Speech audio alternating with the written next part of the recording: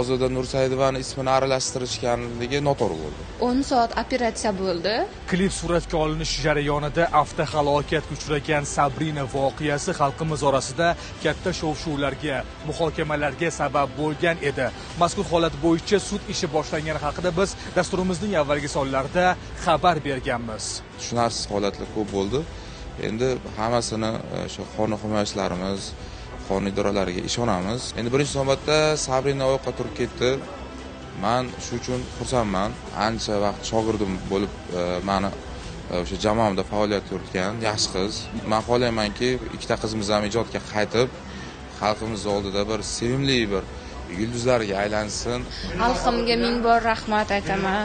Ozdupamga ham rahmat albatta. Jinoyat ishlari bo'yicha Mirzo Ulug'bek tuman sudida mazkur voqea bo'yicha sud ajrimi e'lon qilindi.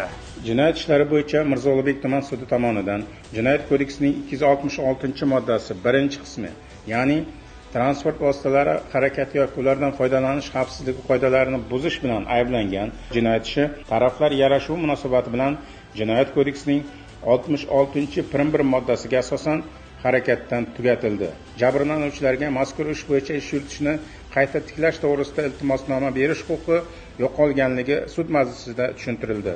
Eng asosiysi ushbu voqeaning natijasi yaxshilik bilan yakunlandi. Biz shu o'rinda klip suratga oladigan ijodkorlarga murojaat qilmoqchimiz. Agarda voqealaringizda mashina haydash bilan bog'liq epizodlar bo'lsa, rulga faqatgina haydovchilik guvohnomasi bor voyaga yetgan fuqarolarni o'tkazing. Aks holda ushbu klipdagi voqea ertaga yana takrorlanishi mumkin.